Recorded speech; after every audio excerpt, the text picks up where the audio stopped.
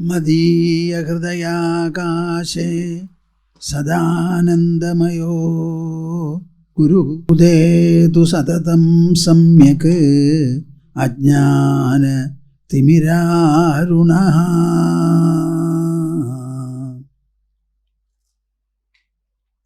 Hari Hari Hari Om Tat Sat.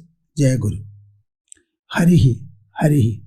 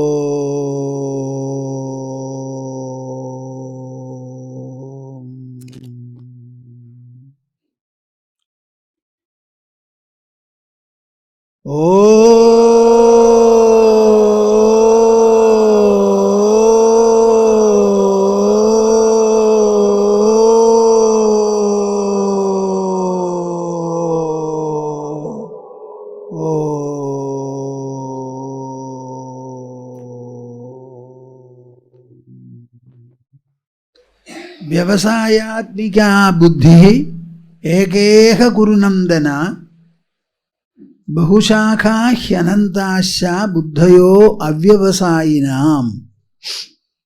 See this shloka, somebody wanted me to explain it further.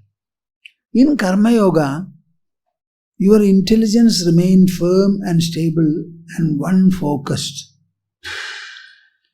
How the intelligence becomes focused singularly? This is a question that you should take up. Think of an ordinary human mind. Is there any sole focus for that mind? How many items it will be interested in? How many desires will be there? Where all will the interest be? If you start thinking, it is multi-directions.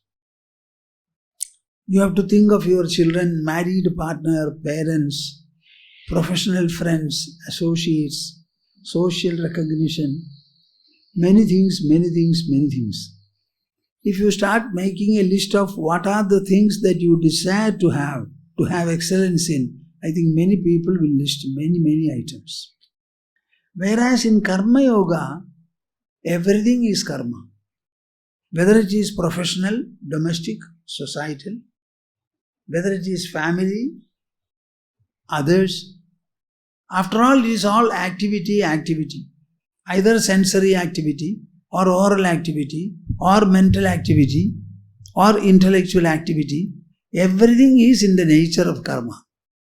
And this karma is what we are going to give a yogic treatment for. So we don't distinguish between the karma.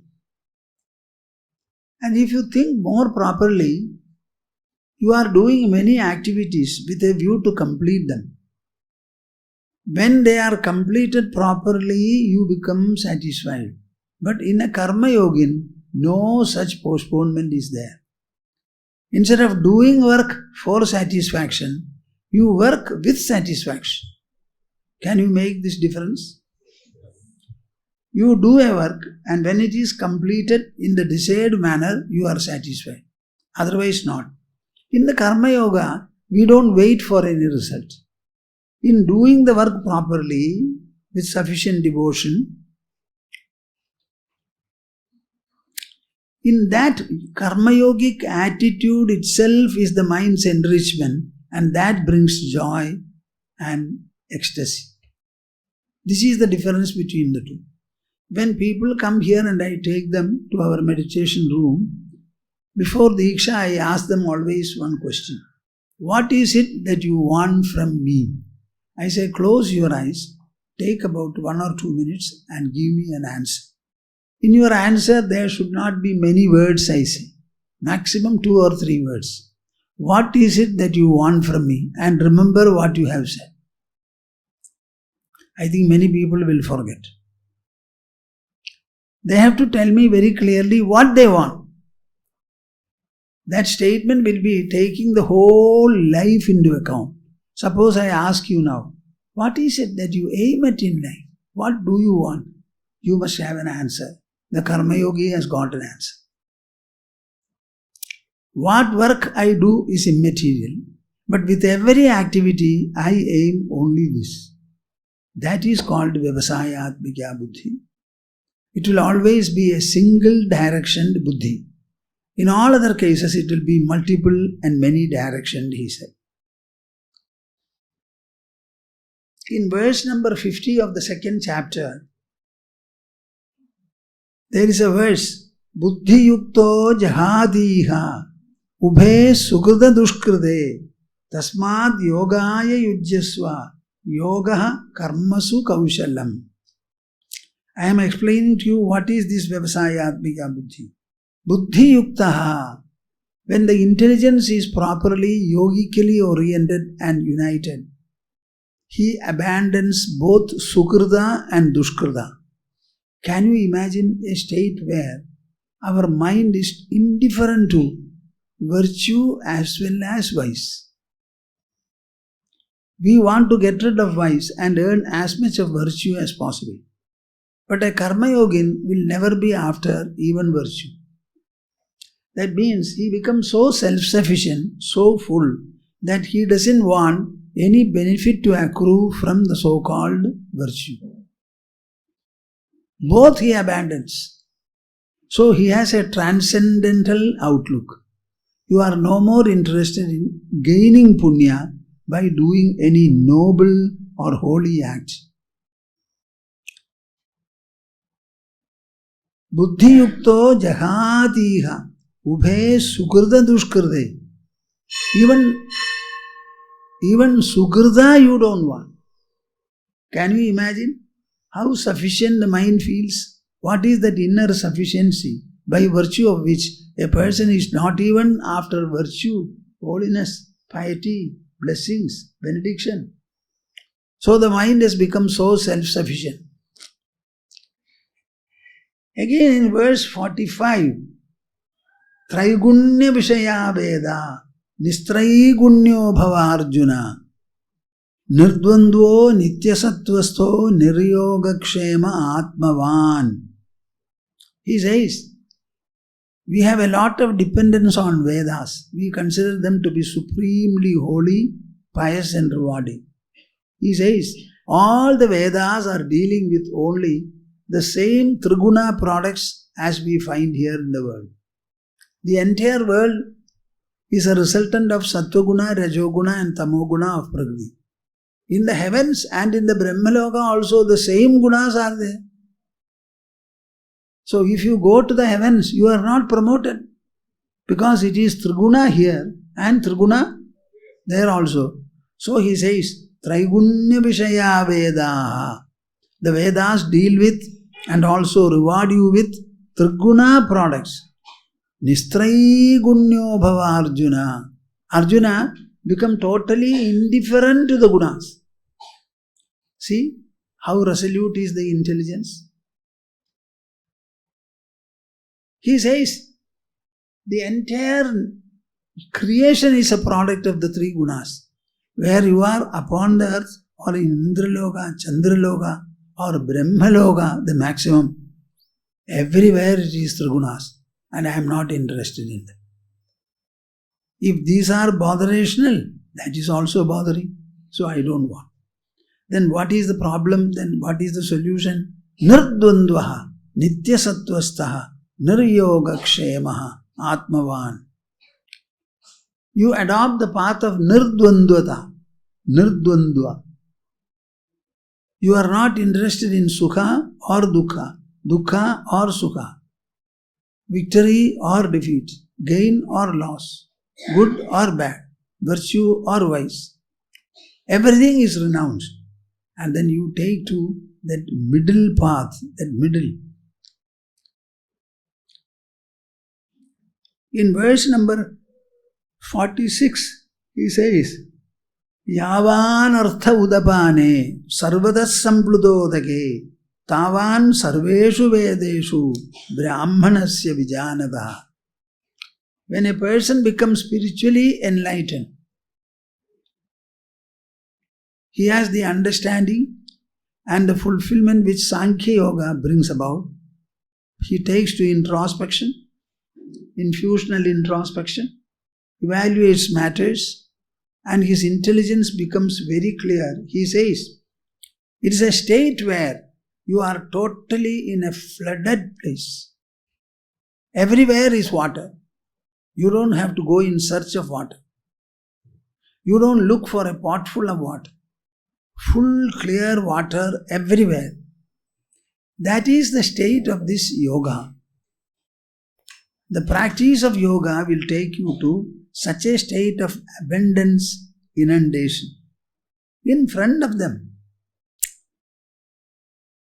Tavan sarveshu vedeshu brahmanasya vijanadaha yavan artha udapane sarvadas sampludodage. When all places are flooded, will you look for a river, a tank, or a well, or a lake? Now, all the different karmas and rituals which Vedas provide, saying that you do this, you will have that result, this result, all of them are like tank, lake, river, well, etc. Even when you dig a well, whether you will strike water or not, it is indefinite. Similarly, you perform a ritual, whether it will bring the result or not, what guarantee is there? You perform it, but where is the result? So it is such a state of inundation, total flooding, total flooding, total flooding. Arjuna was very excited by hearing it. Arjuna was very, such a state of fullness, then I must straight away work for it. He was about to jump. Then Krishna says, no. Karmanyeva adhikaraste ma phaleshu kadachana ma karma phalahe durbhu ma te sangostva karmani. Arjuna, every human being has got a nature.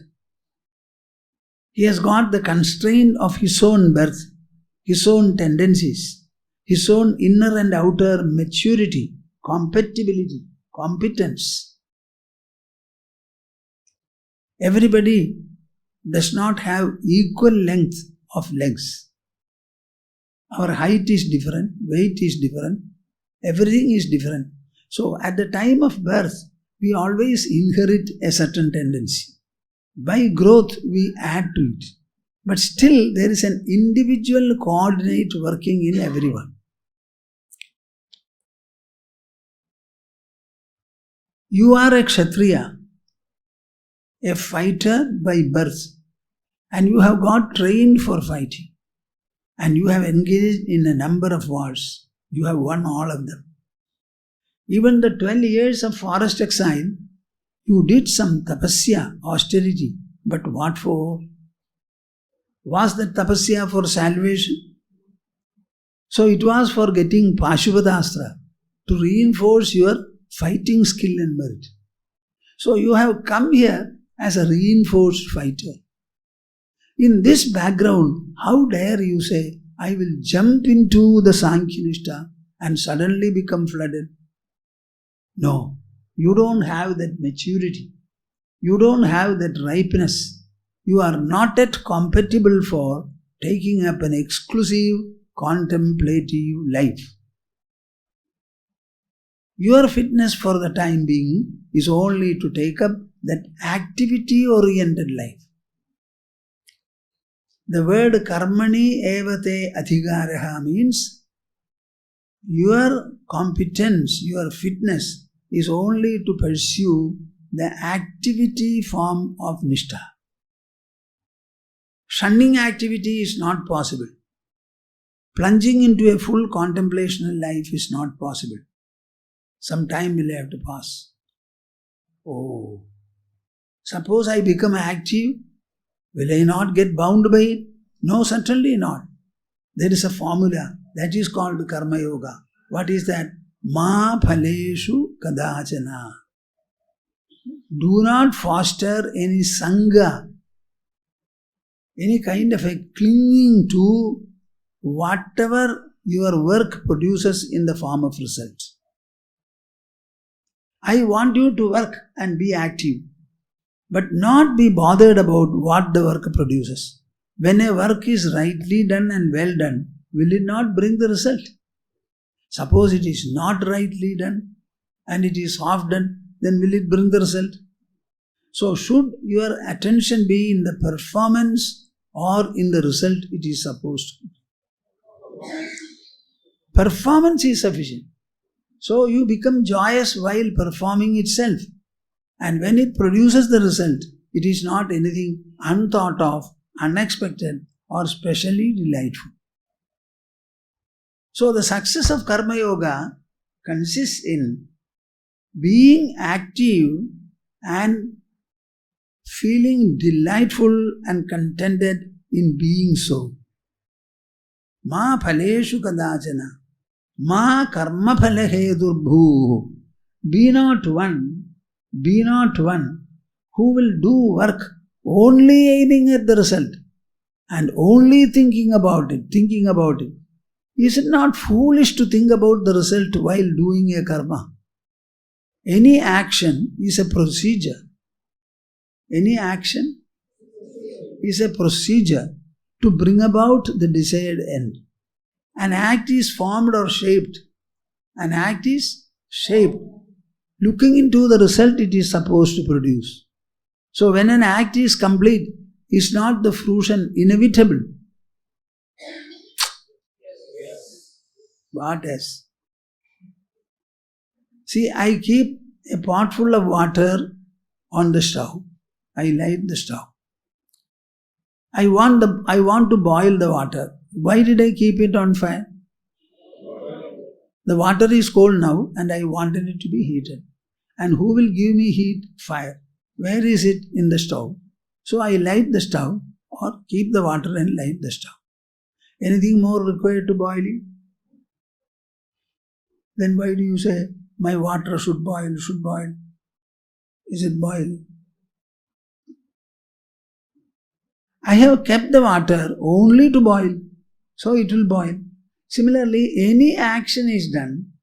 First of all, you see the outcome to be had, and for that outcome, you evolve or shape an action, and you complete the action, and the outcome will come. Why should there be an interference there? Or even a thought or an anxiety? You can easily say Rama, Rama, Rama, Rama, Rama till it boils. Or you can attend a telephone call.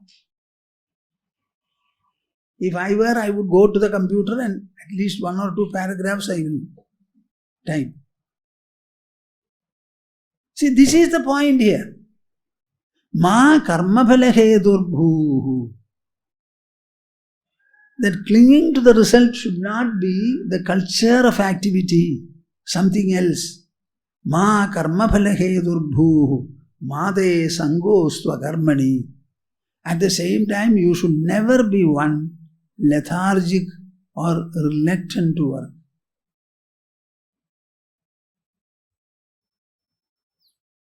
Why are you eating food? For sleeping or for working?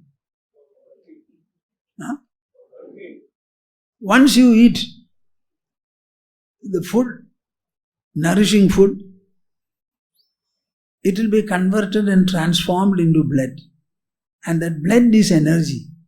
This energy, what can you do? Are you going to prick and let it off? Or the energy will be there and you have to spend it, utilize it. That utility is only through activity. So anybody who eats, he should be active. Otherwise, stop your eating. I have no objection. From today onwards, stop eating and nobody will tell you, please act, because I have not eaten.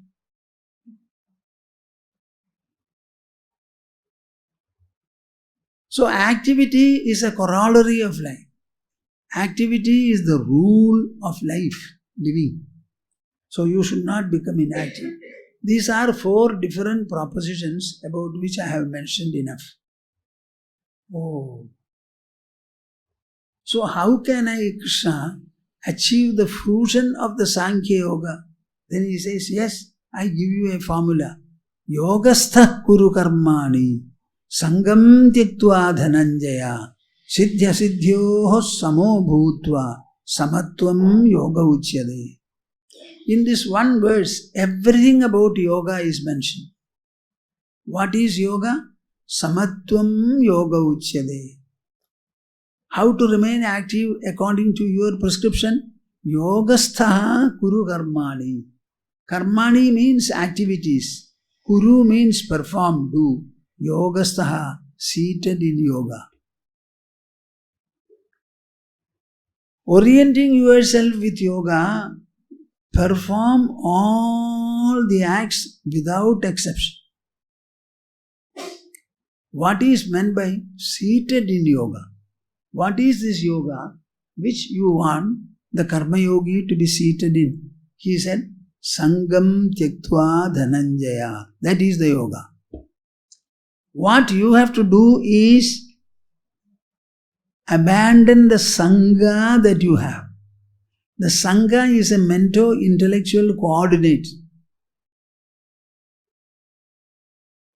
It is a condition produced by the mind and intelligence, a delusional clinging, thinking that the activity will not delight me, only the result will delight me. King Dasharatha had 3 queens. Kausalya first delivered, Shanta was delivered by Kausalya. He gave her in adoption to Lomapada also. Nobody will give the only girl in adoption, but Dasharatha did it. So how great, noble and rewarding it is. In spite of it, Kausalya did not conceive. So he married another, Sumitra, no. Then Kaikeyi, no. All the 3 queens were not able to bear a child. Nobody is there to sit on the throne. Ultimately, he consulted Vasishthadev and decided to perform Ashwamedha.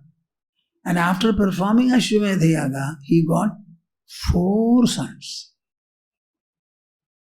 What do you say? What will you feel? Will you not be superbly delightful? Then what happened?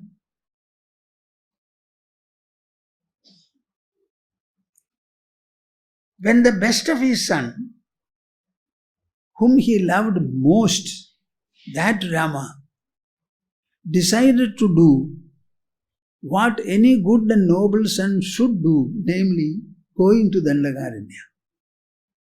His best son decided to do what any dutiful son should do. What happened? Dasharatha could not tolerate.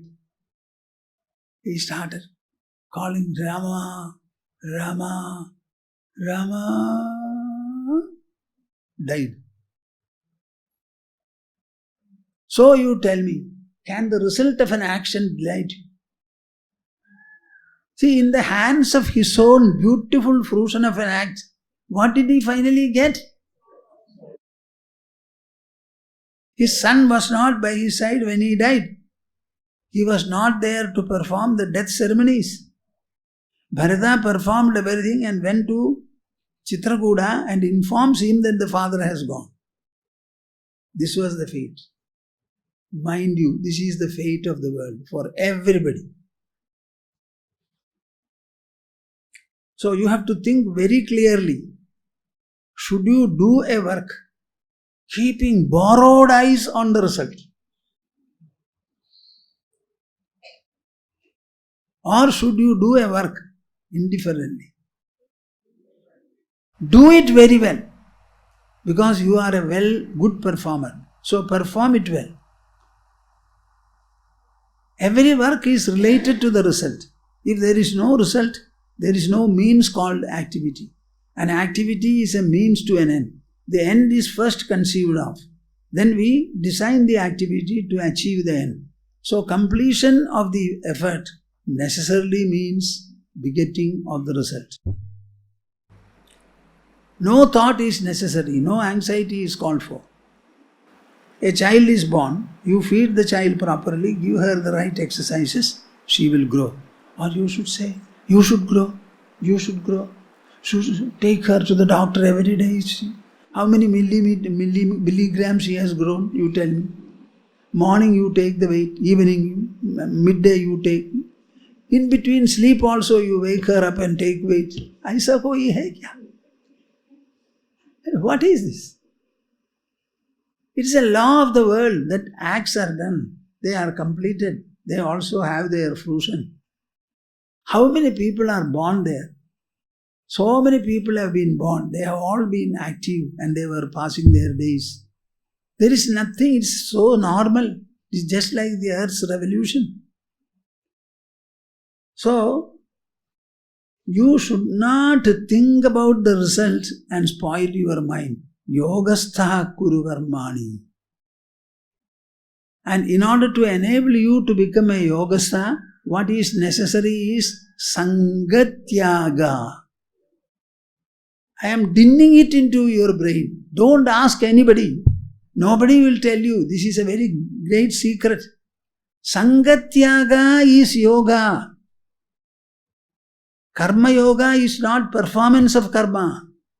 Even animals and birds and elephants and whales are acting, but they are not karma yogins. Karma yoga results only when you are able to detect your sangha and abandon it effectively. This abandoning sangha is an inner process. It is a consciousness process. It is a knowledge process. It is a process that works in the mind, in the intelligence, in the ego level. It has nothing to do with the body or physical activity. Now, what is this Sanghatyaga? He says Sanghatyaga is Siddhya Siddhyo Samo Bhutva. Why we need karma in order to practice Sanghatyaga? Because every karma will normally bring about its desired fruition. But there can be occasions when either a partial fruition or an adverse fruition also can take place. Understanding that these possibilities are there, you should be prepared in your mind to receive anything. This preparation will not bring it. What did I say? Your getting prepared will not bring about an adverse result. But if you are prepared, an adverse result or a partial result, if it occurs, will not unsettle you. Your mind will remain equal and uniform to receive and assimilate either the desired result or an undesired result or a partial result. Tell me which mind is better. The mind which can tolerate and bear only the desired result, or the mind which can be at home with any of the three. This is a promotion that you have. This will not in any way change the pattern of work and the pattern of result. Siddhya Siddhyo Samo Bhutva. So whenever the mind is partial, whenever it struggles, whenever it is stifled by either the thought of result or the occurrence of the result, you have Sangha and you are not a yogi. Ma was saying, you should tell them how to practice it. This is the practice. Which is the practice? Siddhya Siddhyoho. Siddhya Siddhyoho. You find out whether the mind is sama, equal or not. If it is unequal, look for it, find it out. And then once you find that it is unequal and you know it has to be equal, that very feeling will reduce the unequalness and install the equalness.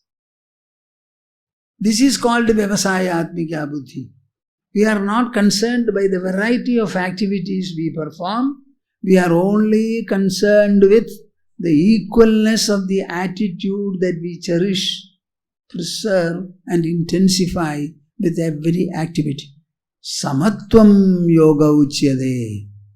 This kind of a siddhya siddhyo samatva, that is called yoga. What is yoga? not performance of work. Many people say, I am a Karma Yogi, because early in the morning I get up and till I sleep I struggle like a donkey. So I am a Karma Yogi. No. Karma Yoga means Samatvam Yoga Uchyade. This Samatva is not applicable to any physical part of the body or the body. It applies to only the mind. So where is this Karma Yoga practiced? Mind level. What is its nature?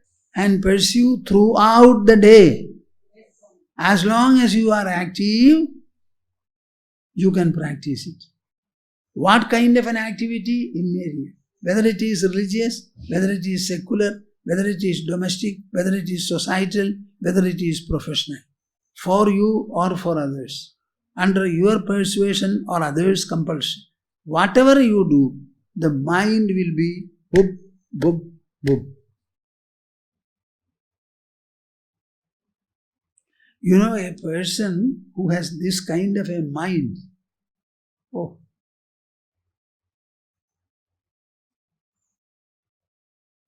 Vasishtha says, Samataya Amataya Gunashalinam Purusharadihayas Samalankrita Tamamalam Pranamanti Narottama Api Mahamunayo Raghunandana. I think you should learn this verse. Samataya Amataya Gunashalina Purusharadihayas Samalankrita Tamamalam Pranamanti Narottama Api Mahamunayo Raghunandana. You have a great estimation about ascetics, sannyasins, etc.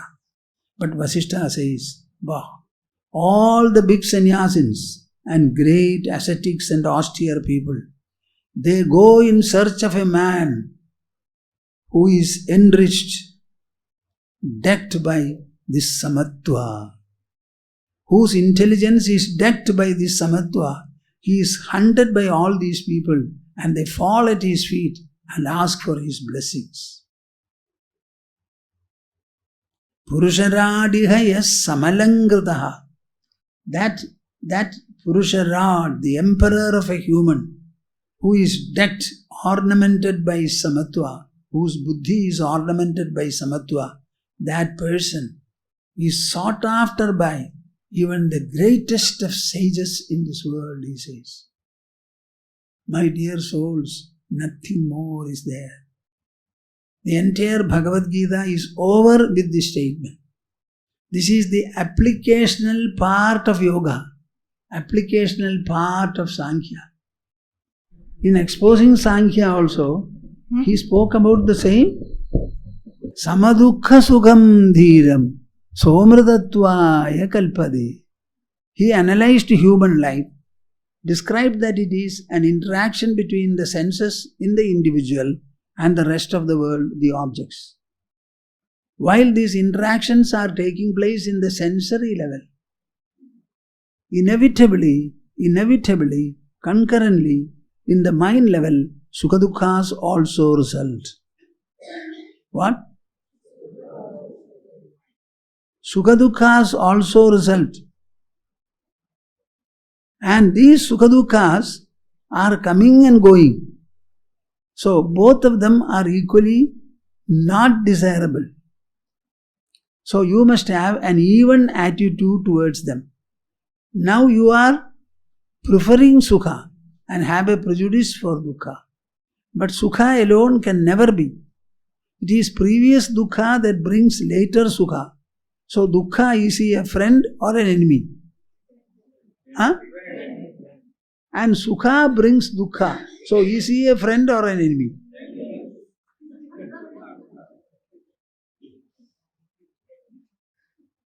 Samadukha sukham dhiram. There he took in the Sankhya position, analyzing life and showing Sukha-dukkhas are the only resultants of interactions. He said, both Sukha and Dukkha will come and go. Not that they will not come and they will not go. They are used to coming and going, coming and going. You alone do not come and do not go. So remain there firmly, allow them to come and go, be unshaken. If you are unassailed by them, unshaken by them, you become fit for liberation. When the mind is sufficiently established in Samya, that Samya itself is liberation. Ihaivatayirjidas sargo yesham samye sthidam manaha nirdosham hi samam brahma tasmad brahmani te sthidaha. Those whose mind is well established in Samya, they are established in Brahman, he said. Now tell me, where are you to struggle? Where are you to work? So the same Samatva he has now said, be performing work. The work will continuously produce a result.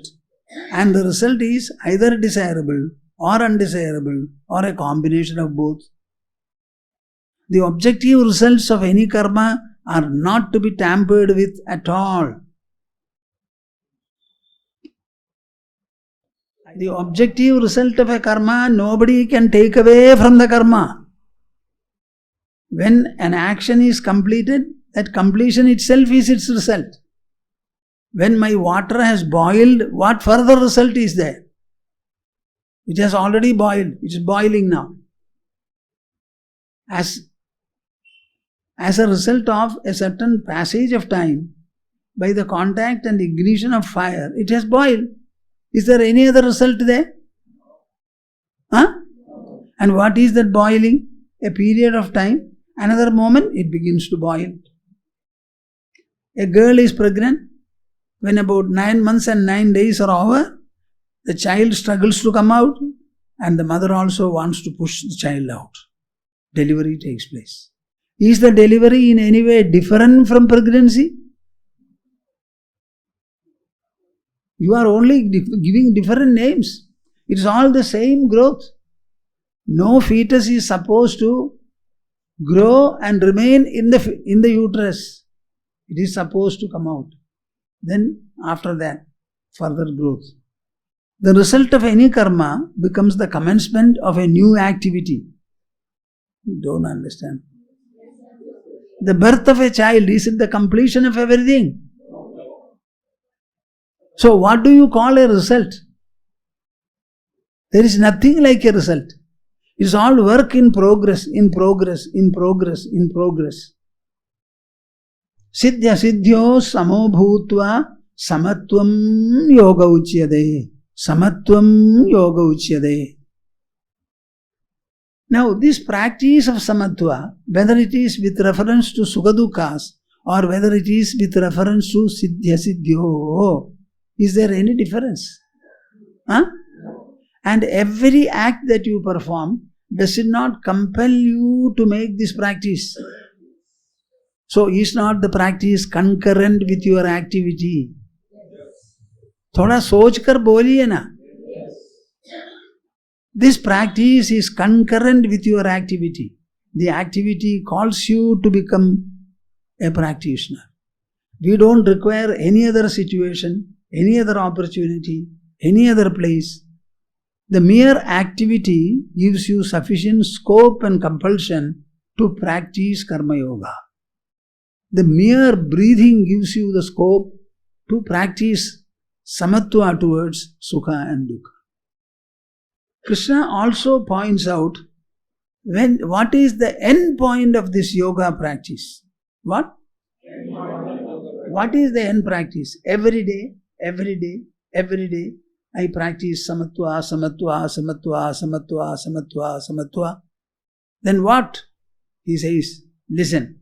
Yadate moha kalilam buddhir vyaditarishyati tadagantasi nirvedam srodavyasya sudasya ja. 252.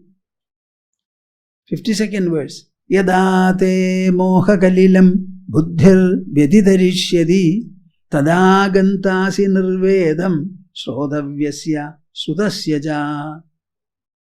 Yada te mohakalilam buddhir veditarishyadi. Arjuna, you came with a lot of hope and fervor to the battlefield. After coming here, You wanted me to drive the chariot and station it in a proper way so that you can examine all the armies and decide upon your strategy. I did it. Then what happened?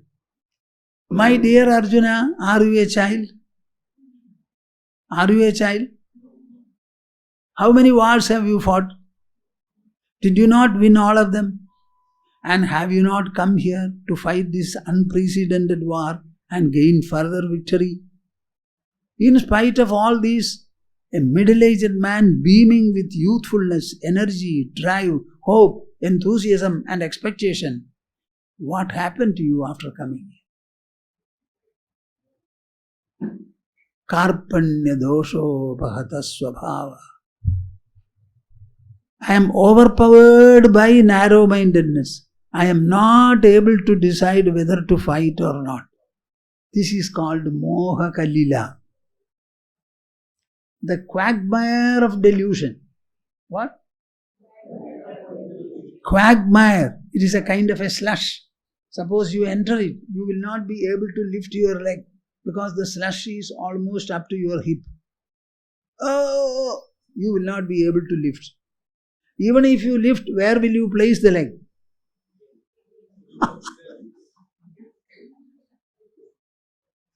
That quagmire of delusion, whatever I think is wrong. So that quagmire of delusion, that is what he admitted and said, tell me what is Shreyas, lift me up from this state, you are my Guru, I am your Shishya. This is what he said. This state you will transcend, that is yoga, he says. Yada te buddhihi mohakalilam veditarishyadi. When your intelligence clearly crosses or overcomes that delusional quagmire. How do I identify it? I identify it in this manner. Tada gantasi nirvedam shrotavyasya sudasya ja. I will no more be curious to know anything.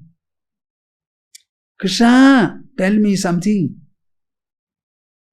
If Krishna comes to me, Swami, you are explaining my Gita very well. I have come to compliment you. Okay, very good. Please go back. No, I have some correction to say.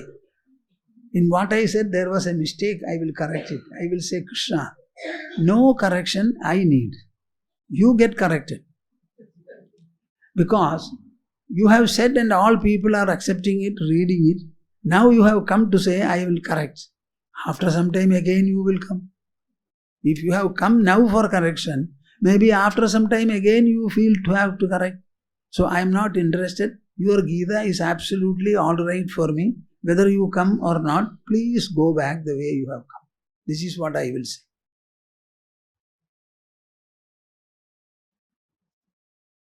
You will not say, na? You will look for tulasi leaf to. See, this is the surety that the seeker attains. He will not be deluded by whatever he has heard and read. And he will be indifferent to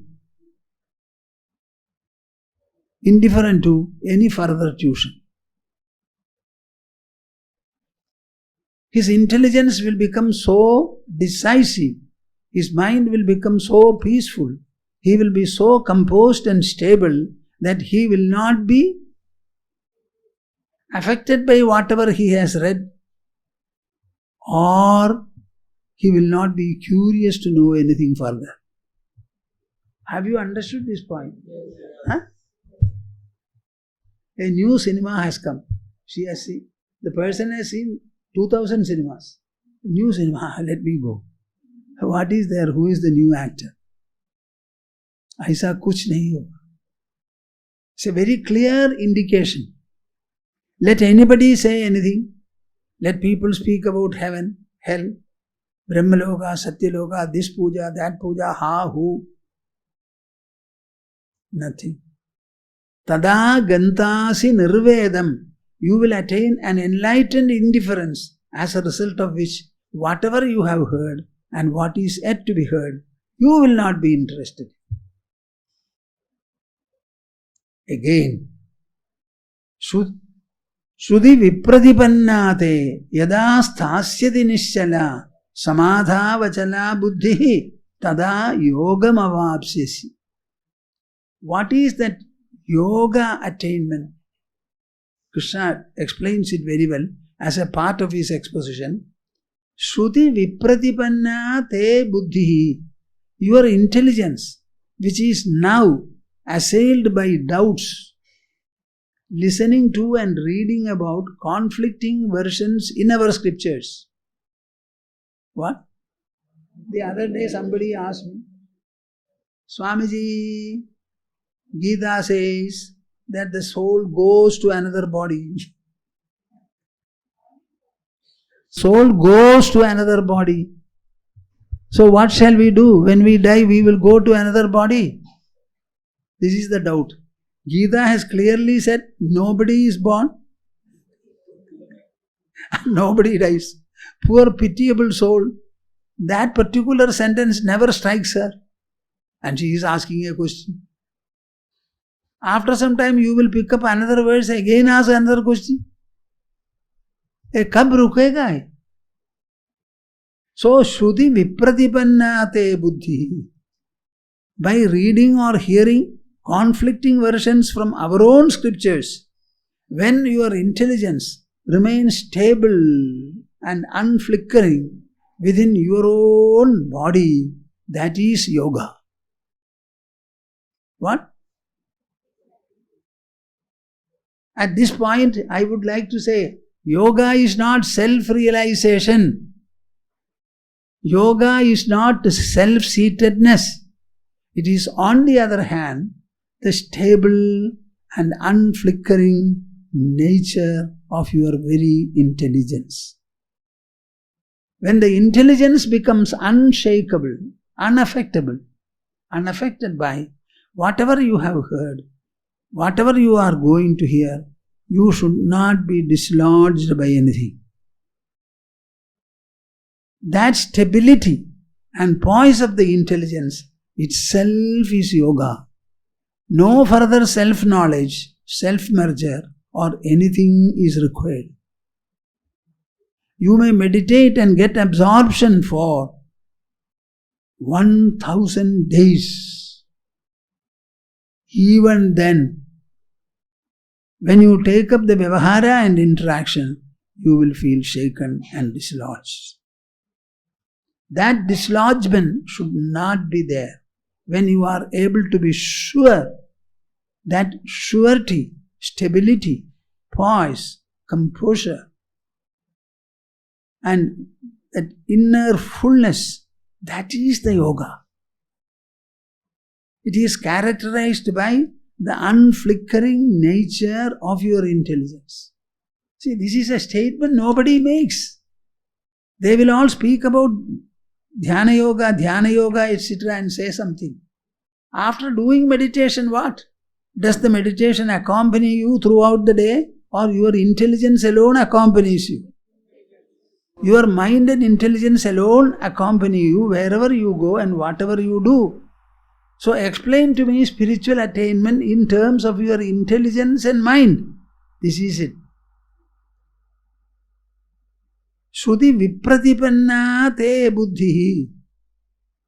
The buddhi which is now vacillating by listening to the conflicting versions of the scriptures. Samadhau, in your own inside.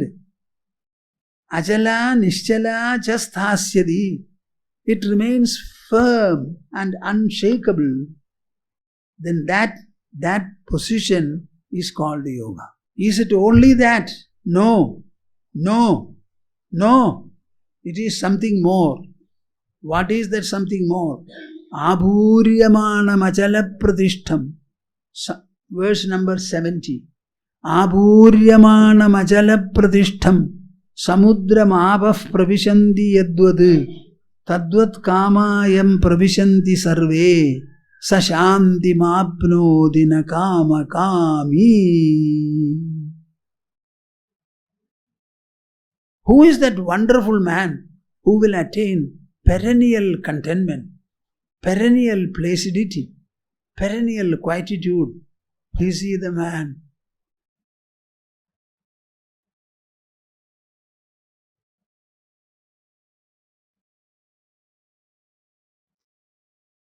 No. No. He is the man described here. Look at the sea. From so many directions, rivers are flowing in, gushing in, gushing in. The Brahmaputra river, when I wanted to see it in Dibrugarh, I could not see the other shore. It was so wide. More than 9 miles, they say. 9 miles wide. Can you imagine? So much of water is entering the sea. But does it overflow? Huh? Has it lost its salinity? A little. A little. You keep a tub of saline water and start pouring half a liter, non-saline water. Will the salinity remain the same? But what about the sea? It doesn't lose its salinity. Nothing happens to the sea population. Water is vaporizing, rivers are flowing in. And every river is trying to make it fuller and fuller. Abhuryamanam. The ocean is being filled by the river inflow from so many directions. Samudram abhav pravishanti yadvad. Just like the waters in the form of rivers enter the sea from multiple directions. When you live and move in this world, interact with this world, so many objects, so many things will start entering you through the senses. Allow them to do so, but remain like the sea. The other day somebody asked me, Vasanti from Bangalore, Swamiji, tell me a little more about soul dimension. You may not easily get to soul dimension. At least think of the sea dimension. Sea dimension. And finally rise to the spatial dimension. You now have a well-sized mind. W-E-L-L, Kuba. Myself, my partner, my children. Oh, these householders. Sometimes I don't know how to describe them. But they are good people. I am also born of a householder. You know, there will be 2 brothers. Both of them are born from the same womb. And they are very good. One brother is successful, another is not. He has got crores of rupees. Only one son. The brother has got 2 sons. When he writes a will, he will bequeath all the crores to his single son. Give at least 10 crores or 1 crore to the brother's son. Grihastha log na karenge nahi. Kabhi karenge. If somebody does, it's an exception. I don't know whether his single son requires 250 crores. Thoda de do na. After all, you and your brother were in the same womb. So this is the type of householders now. Tadvat kamayam pravishanti sarve sashanti mapnodi na kama kami. In the same manner, objects from all over, all around, let them enter your inside. Let them enter your inside. Everything should have a fulfilling role and ambition. Never be afraid of a situation. Never be reluctant about an impact. What are these rivers? What are these rivers? They are no other than the vapor that has risen from the sea. They rose up. They got condensed. In the higher altitudes they come as snow, and in the lower altitudes they come as heavy downpour. It is the same water that enters the sea. In the same manner, in the interactional world, depending upon your desire and motivation and ambition, things start taking place. It is your own mind's projection that comes back to you in the form of an impact. After all, what is it? your mind. When objects enter the mind, do the objects create any vibration in you, or the mind itself creates the impact? Can any object enter the mind through any of the sensory openings? So whenever I say, I am assailed by the objects, are the objects assailing you, or your own responses to the objects that assail you? Your responses are mind's creation. So it is the mind products that assail the mind. If the mind and the mind products are alike the same substance, how can it assail? Every one of you, as you understood, we don't have to assimilate any product from this world, because nothing is going to enter my mind. My mind, if at all confronted, it is confronted by my mind's own responses. I like this, I dislike this, I cannot approve of it, I cannot bear it. So this unbearability, is it an external product or is it an internal condition? Condition produced by the mind. So the mind itself is finding it difficult to bear its own product or reaction. The substance being the same, where is the question? No, you don't understand. See, this is my very special discovery. So when you say the impact of objects, objects have no impact. All the impacts are produced by, and in every impact, mind substance alone is there. So is there any struggle for the mind? Understand that my mind's reactions are my own mind in substance. So can the mind affect itself? Suppose you take a huge quantity of water, take it 1 kilometer above and pour it into the lake. There will be a lot of commotion, splashing, etc. But tell me, whether to the poured water or the receiving lake, will there be any change whatsoever? Similarly, by any reaction I receive or I create, nothing happens to me. Cry and weep, nothing happens. Smile and laugh and dance, nothing happens. कुछ समझ में आया क्या? This is called the C dimension, SCA. Abhuryamanam ajala pradishtam. It remains firm and unshakable like a rock. My dear rivers, come to me again and again. I will not overflow. You are after all my own water, having risen in the form of vapor. God cooled in the atmosphere. You are coming back. You are my guest. Come, come, come. Fill me. Fill me. Otherwise I may go dry. So you should walk and live and move in this world, always saying, my dear world, flow into me from many directions and I shall be fulfilled, I shall be happy. Whatever reactions I am able to feel when you enter, I will look at it as a beautiful cinema, a movie. Wow, the same mind producing an assortment of reactions, an assortment of emotions. The mind is single, but it has got multi-pronged developments. See the beauty. Yesterday I read a verse for you. Egam rupam bahudha karodi. A single nature, it produces many, many, many. So the manifold reactions and responses of the mind are nothing but the same mind.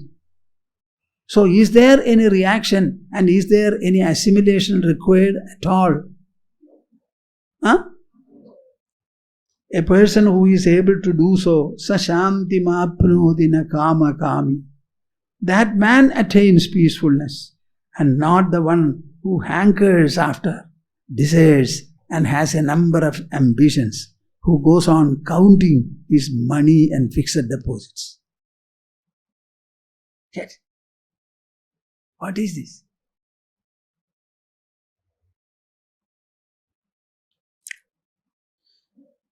This is why I call Bhagavad Gita an interactional sadhana.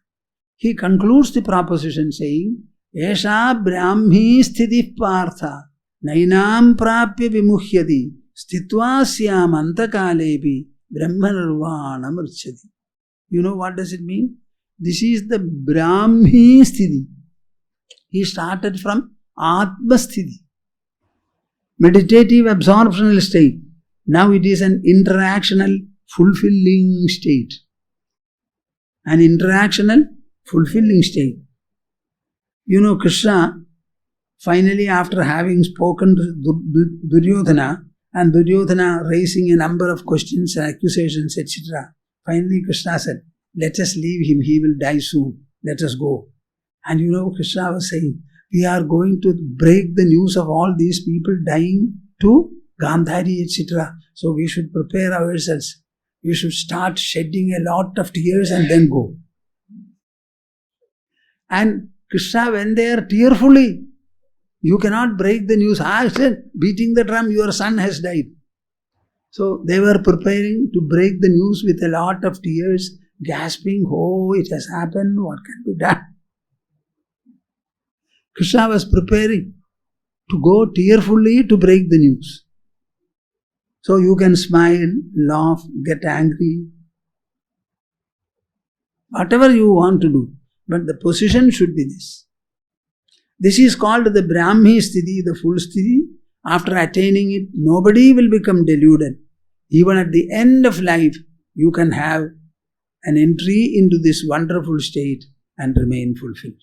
Not that you should get it young. If you get it young, you can move about like us. If you get it old, your cot alone will know it. Nobody else will know. Your cot, bed will know. That's all. But you can attain.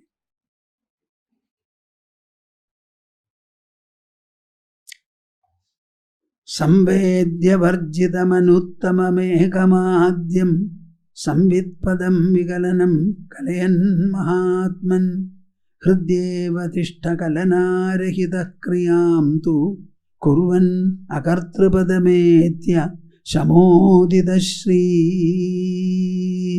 kurvan akartrapadamethya shamodita shri.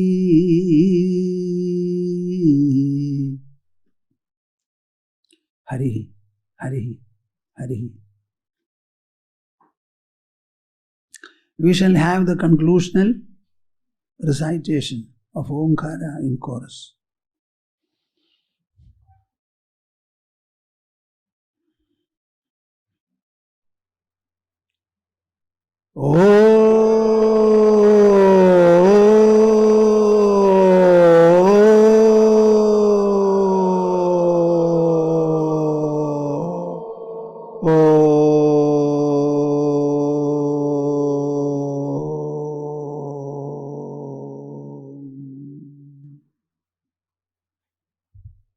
Harihi Om.